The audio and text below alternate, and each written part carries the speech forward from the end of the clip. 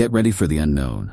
If you love feeling the chill down your spine and venturing into stories that will take your sleep away, subscribe to our channel now and activate the bell. Don't miss the next horror tales that will take you to the darkest corners of your mind. Are you ready to face your fears? Portal is open. Enter. It was a cold autumn night when the crying started for the first time. Sophia, the eldest daughter, woke up to the low sound, almost like a distant wail. She got out of bed, believing it was her little sister, Clara, but when she opened the door to her room, she found the little girl fast asleep. The sound, however, continued. Intrigued and frightened, Sophia followed the noise to the end of the corridor, stopping in front of the sealed cellar. Her heart raced. The boards were old but seemed secure. However, the crying seemed to be directly behind them, as if something or someone was trapped there. "Mom, Dad, do you hear that?" cried Sophia, running back to her parents' room. Carlos and Maria, her parents, looked at each other in confusion. "It's just the wind," Carlos said, trying to reassure his daughter, but the sound of crying continued, low and disturbing. The next morning, the tension was palpable. Everyone knew something was wrong, but no one wanted to be the first to suggest what to do. "Maybe it's just an animal that got in," suggested Carlos, although he didn't believe it himself. They decided to leave the basement alone for the time being, but silent fear began to eat away at each of them. Deep down, they all knew there was something wrong with that house. As the days went by, the strange activity inside the house increased. Clara began to wake up in the middle of the night crying, saying that someone was sitting at the foot of her bed, watching her. "It's a boy," she said, her eyes wide with fear. "He's sad." Maria tried to comfort her daughter, but she herself was beginning to feel that the house was alive in a disturbing way. That same week, Carlos found doors banging violently in the middle of the night, even though all the windows were closed. He tried to rationalize it, but every time he passed through the basement, he felt an unusual chill that wasn't caused by the temperature. The crying, however, never stopped. Each night, the sound became clearer, closer. "We need to do something about this," said Maria, her face marked by lack of sleep. "We can't keep ignoring it."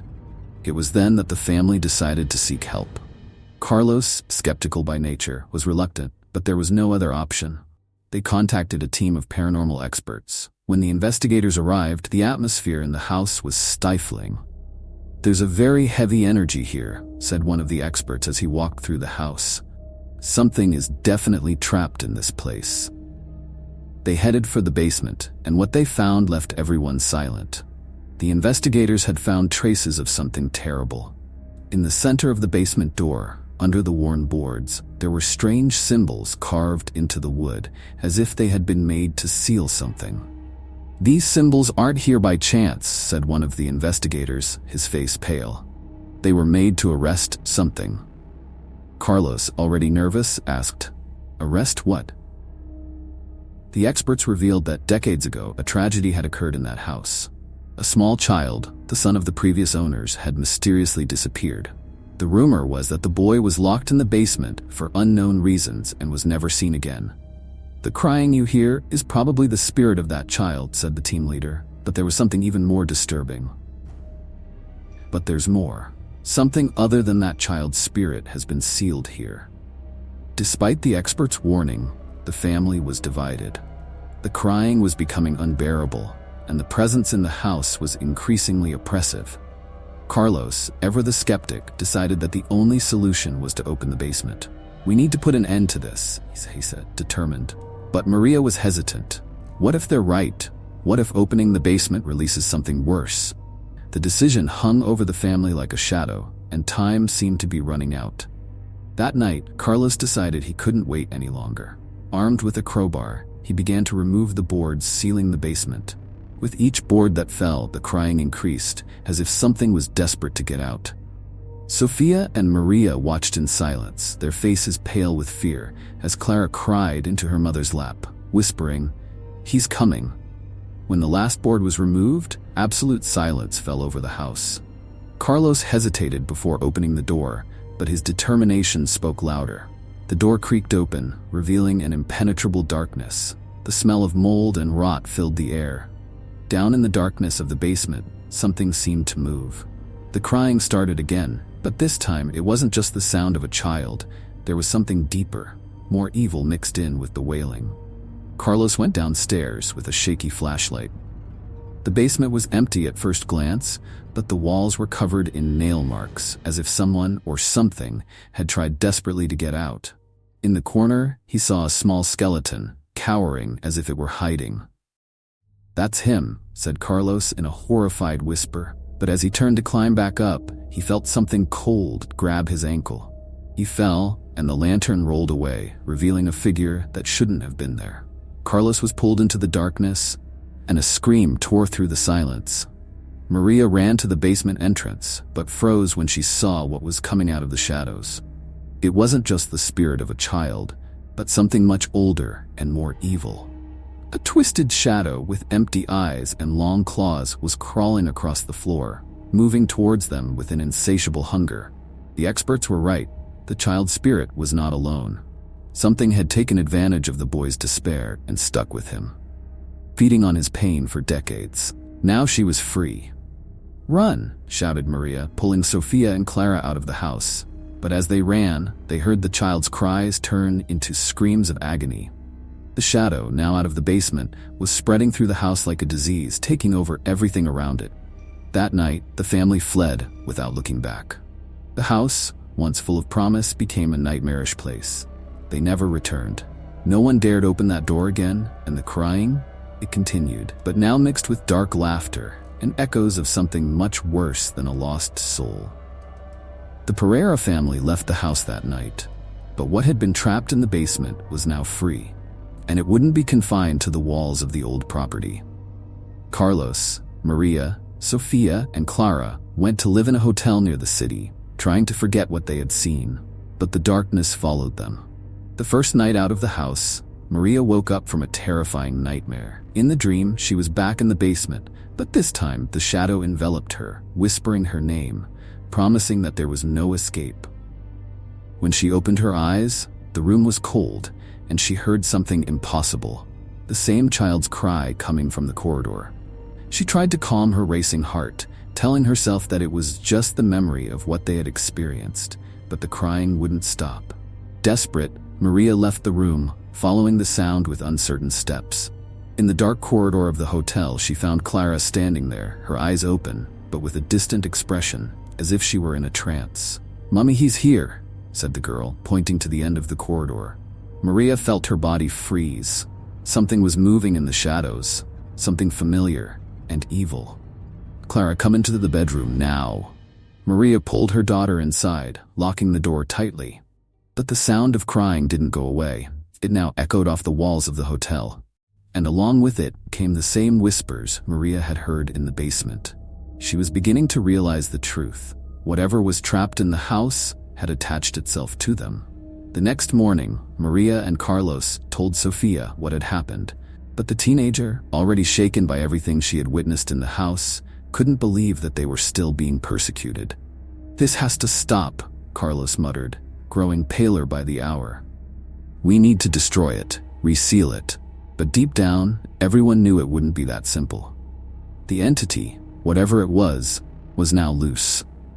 That same afternoon, Carlos tried to contact the paranormal experts again, but no one would answer his calls. It seemed that everyone involved with the house had disappeared, as if they had been erased from the world. Despair grew. While Maria and Carlos discussed what to do, Sofia, quiet in the corner of the room, began to feel a cold presence next to her. The air around her seemed to freeze, and suddenly an icy sigh sounded in her ear. "You freed me." Sofia screamed and fell off the chair, the sound echoing through the hotel room. Carlos ran to her, but as he held her, he noticed something that filled him with dread. Dark finger marks, almost burns, appeared around his daughter's neck, as if an invisible hand had tried to suffocate her. The terror was palpable. The entity wasn't just present, it was acting, growing stronger. And every minute, it became clear that it wasn't just the spirit of a child. Something much more evil had been unleashed. That night, the Pereira family decided to leave town. The presence in the hotel was unbearable. The crying, the whispering, the constant feeling of being watched, everything intensified. Clara, the youngest, was no longer sleeping. and the deep circles under her eyes showed that something was eating away at her soul. Sophia was pale and withdrawn, still feeling the icy grip on her neck. "We need to get away from this," said Maria, but she knew there was nowhere to run. During the car journey, something strange happened. The road that had once seemed straight and direct began to distort. Streetlights flashed, and the surrounding environment seemed to change subtly, as if time and space were altering. Carlos, trying to keep calm, drove in silence, but an oppressive feeling of déjà vu gripped everyone. "Dad," said Clara, her voice shaking, "we're coming back." Carlos looked in the rearview mirror and felt his stomach sink. The road ahead looked familiar. Very familiar.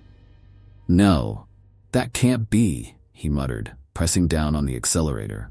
But no matter how hard he tried, the car always brought them back to the same point. "It's the house," said Sophia, her voice shaking. "She won't let us go." When the car finally stopped, they were back in the place they had sworn they would never set foot in again. The old abandoned house. Despair gripped the family as they climbed out of the car, unable to understand how they had returned. The windows of the house were broken, and shadows seemed to move inside, as if waiting for their arrival. The basement. That place where it all began. "We need to seal it up again," said Carlos, holding Maria's hand tightly, but everyone knew that the situation was beyond human control. As they approached the house, Clara began to cry. "He's waiting inside," she said, trembling. "He wants us to come back." The crying from the basement began again, but now it was accompanied by dark, distorted laughter, as if something was mocking them. The entity fed on the family's fear, and the closer they got to the house, the stronger it became. As they entered the house, a feeling of absolute despair enveloped them. The walls seemed to breathe, and the floor creaked as if something beneath them was about to emerge. "Let's get it over with," Carlos shouted, grabbing the crowbar he had left in the basement. But when he opened the door, what he saw made his heart stop. The basement was no longer just a dark, damp space. It was an endless abyss, and something with claws and teeth was climbing out. The creature that emerged from the depths of the basement was an aberration, a twisted mass of darkness and pain. Its face was a grotesque fusion of human and demonic features, with eyes that glowed red, radiating hatred and hunger. She crawled out, her body writhing impossibly. "You freed me," she hissed, her voice a chorus of wails and dark laughter. "And now I will consume you all." Carlos tried to attack the creature, but his hands froze in midair. An invisible power threw him against the wall, and he collapsed on impact. Maria desperately held Clara and Sophia, trying to protect her daughters. But the entity was implacable. "You will never leave here. Your souls belong to me now," said the creature, as its surroundings disintegrated. The house shook, the ground broke, and shadows engulfed everything. Sophia, in an act of desperation, remembered the symbols the experts had mentioned. At the bottom of the basement, she saw a symbol carved into the floor. With what little strength she had, she crawled over to it, and with a piece of broken wood, drew the outlines of the seal, chanting what she could remember of the investigator's words. The lights flashed, and for a brief moment, the crying and laughter stopped. The entity screamed, its body dissolving into shadows, being sucked back into the abyss. The basement closed in, the walls sealing the creature in forever. Silence finally fell over the house, but for the Pereira family, nothing would ever be the same again. They had faced absolute evil and survived. But the price was too high.